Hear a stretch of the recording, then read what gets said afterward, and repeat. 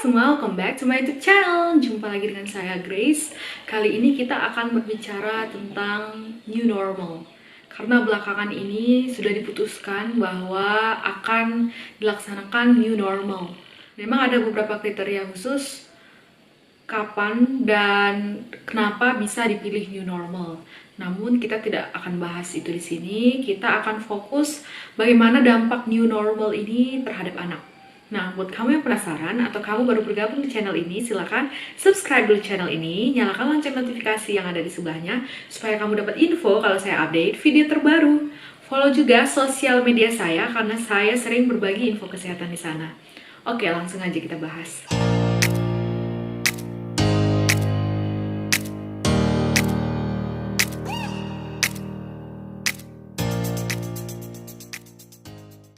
Konsep new normal sebenarnya kita harus fokus kepada kata di depan, new, artinya baru. Jadi harus punya kebiasaan baru sesuai protokol kesehatan untuk dapat menjalankan pola hidup bersih dan sehat, ya. PHBS merupakan programnya Kemenkes. Nah, untuk anak apa bedanya gitu ya? Jadi beberapa orang tua berpikir, atau kadang-kadang anak juga berpikir normal, artinya sudah kembali ke kehidupan seperti sebelum pandemi. No, itu salah ya. Pandemi ini masih ada dan memang menjadi fakta di antara kita bahwa anak pun tidak luput dari terserang penyakit akibat COVID-19 ini. Yang penting kita ketahui adalah protokol kesehatan yang seperti apa yang disesuaikan untuk anak. Karena seperti kita ketahui bahwa anak itu senang bersosialisasi dengan teman-temannya ya, apalagi di atas usia 3 tahun. Mereka itu aktif untuk mengeksplor hal-hal baru yang ada di sekitar mereka. Mereka curiosity atau rasa penasarannya itu tinggi. Nah, jadi ada beberapa hal yang paling perlu ditekankan untuk keluarga, terutama tentunya orang tua, bagaimana menanggapi new normal ini, apalagi khususnya pada anak. Simak ya.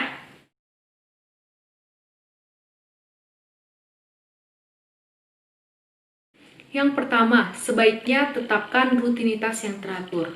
Karena ketika anak dikenalkan pada rutinitas yang teratur, mereka biasanya akan lebih mudah diajak untuk berkompromi. Beberapa poin yang penting antaranya, bangun pagi dan tidur malam itu teratur.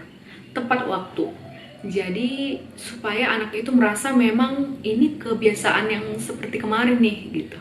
Jadi dia tetap, misal anak itu bangun pukul 6 dan tidur malam pukul 9, dan itu dilakukan selalu setiap hari. Tetapkan juga jadwal mandi, makan, siap-siap. Kalau misalnya kuliahnya daring atau online, itu bisa pakai laptop atau HP, itu tetapkan jamnya. Jadi dia seperti rutinitasnya yang kemarin. Mereka terbiasa bangun pagi, langsung mandi, sarapan gitu ya. Nah, jangan lupa tetapkan juga ada jadwal istirahat, karena kan memang kalau misalnya anak-anak sekolah kan ada jam istirahatnya. Jadi kita nggak bisa kasih waktu mereka jam sekian sampai jam sekian, harus kerjain ini sampai selesai, ini tugas dari guru. Enggak ya, tetap kasih waktu spare time untuk mereka relax sedikit atau makan cemil-cemilan, boleh ya, supaya anak itu tidak stres. Yang kedua yang perlu diperhatikan adalah pengaturan di rumah. Tentukan area untuk anak itu belajar. Jadi mereka itu tahu bahwa misalnya di sudut sini itu khusus belajarnya anak, belajarnya kami katanya. Nah, kalau di daerah sana, di ruangan sana itu mama dan papa belajar. Gitu. Jadi kita tidak saling mendistraksi. Kalau memang punya pengasuh, anak boleh dibimbing oleh pengasuh di tempat belajarnya, tapi alangkah lebih baik itu dibimbing orang tua. Selain itu, walaupun memang deadline banyak, usahakan makan malam itu tetap bersama-sama. Hal ini seperti kayak menutup hari, dan memang udah selesai rutinitas yang biasanya, dan kumpul lagi sama-sama untuk mendekatkan keluarga juga. Jadi di sini kita fungsinya adalah memaksimalkan waktu bersama ya. Itu beberapa hal positif yang bisa kita ambil. Jangan lupa bisa juga kita siasati dengan tea time di sore hari, misalnya duduk santai di halaman atau di sudut satu ruangan, minum teh, nonton bareng, atau menemani anak belajar menggambar, mewarnai, atau membacakan cerita. Hal ini penting ya untuk stimulasi juga untuk anak, stimulasi tumbuh dan kembangnya, dan yang paling penting untuk orang tua adalah mendekatkan diri. Dan pastikan tubuh itu tetap aktif bergerak. Kan sebenarnya kalau di rumah aja itu rentan sekali duduk aja, atau memang waktunya jadi tidak banyak terpakai untuk bergerak. Boleh sore hari digantikan juga dengan berolahraga ringan.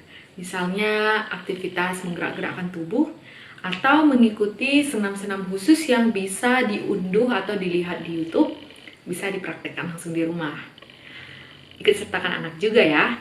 Bisa juga disiasati dengan mencari udara segar.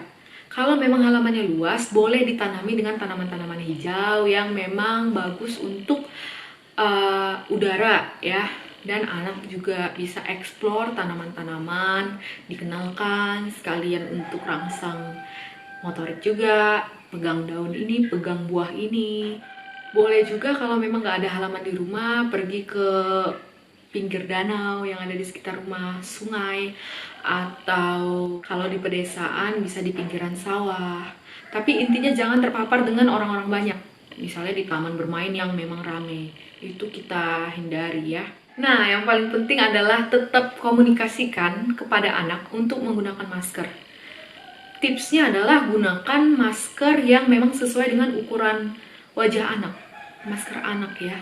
Dan tetap ajarkan kalau lagi dipakai itu jangan dipegang bagian depannya. Dan pegang itu memakai dan melepasnya itu talinya aja yang dipegang. Dan pakai masker ini jangan lupa hanya untuk anak di atas 2 tahun ya. Karena untuk anak di bawah 2 tahun ini sangat berisiko. Karena dia bisa kurang oksigen ya. Lebih disarankan pakai face shield kalau di bawah 2 tahun. Tapi sekali lagi jangan pakai pemaksaan. Bisa misalnya kita siasati dengan kalau anak pegang boneka, bonekanya kasih masker juga anaknya juga. Atau pilihkan masker yang lucu-lucu untuk anak. Dan ajarkan jangan bertukar masker dengan orang lain. Dan jangan membuka masker atau menurunkan masker ke dagu ketika komunikasi dengan orang lain. Lebih baik mengeraskan suara sedikit. Perlu kita ingat, mengapa hal ini penting karena anak itu bukan orang dewasa dalam ukuran mini. Perkembangan tubuh anak itu berbeda dengan orang dewasa dan sistem kekebalan tubuhnya itu belum sempurna. Bukan berarti anak itu jadi lebih kebal ya, bukan. Malah anak itu lebih rentan. Apalagi anak itu belum paham sepenuhnya bagaimana jarak aman antar orang. Apa itu jarak aman? Jadi kita harus kasih pengertian yang anak itu ngerti bahasa kita. Misal, gak boleh dekat-dekat sama orang ya, nanti sakit. Harus jauh-jauh. Ya setidaknya harus ada orang tuanya lah untuk mengawasi. Dan sebisa mungkin tetap di rumah aja. Kalaupun orang tua memang ada keluar rumah, misalnya terpaksa harus beraktivitas di luar, belanja, bekerja, pulang ke rumah itu langsung cuci tangan, bisa disediakan di depan rumah, dan langsung alas kakinya itu disemprot, baju-bajunya itu disemprot. Bila perlu ada ruangan khusus yang langsung ganti baju di sana. Jangan sentuh anak dulu. Ajarkan pada anak untuk paham tidak menyentuh orang tua dulu. Biarkan orang tua mandi dulu baru rangkul anak. Ingat lagi, kalau memang kita pengen sekali nggak terhindarkan untuk anak itu dibawa ke luar, atau gak usah jauh-jauh, misalnya mau ketemu dokter, itu tetap gunakan masker.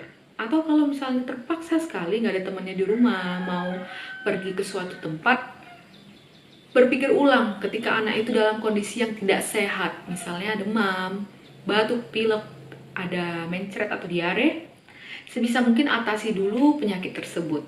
Dan jangan lupa tetap kasih makan sayur dan buah untuk mendapatkan vitamin alami dari sekitar kita. Kunci kedisiplinan pada anak adalah konsisten dan teratur. Jadi anak itu dikenalkan untuk rutinitas. Ini berulang-ulang, jadi dia itu terbentuk habit dan kebiasaan baru pada anak tersebut. Nanti belakangan mereka tidak harus dikasih tahu lagi, mau makan harus cuci tangan dulu ya, enggak. Mereka akan lakukan itu secara sadar dan mereka tahu cara cuci tangan yang benar. Jadi orang tua dimulai dari diri orang tua itu paham bagaimana cuci langkah yang benar, 6 langkah menurut WHO, lalu ajarkan kepada anak. Boleh ditambahkan dengan lagu-lagu supaya anak itu tetap ingat. Ajari Ini penting dan sebisa mungkin dengan bahasa yang memang dimengerti anak. Itulah dia a new normal untuk anak. Dan ingat selalu bahwa pandemi ini belum berakhir. Jangan fokus ke kata normal, tetapi kata new artinya kebiasaan baru yang bisa kita mulai dari diri kita sendiri, keluarga kita sendiri, lalu akan menjadi contoh bagi orang lain. Semoga info ini bermanfaat. Jangan lupa bagikan ke semua orang supaya semua dapat manfaatnya. Thank you for watching. See you on the next videos. Bye-bye.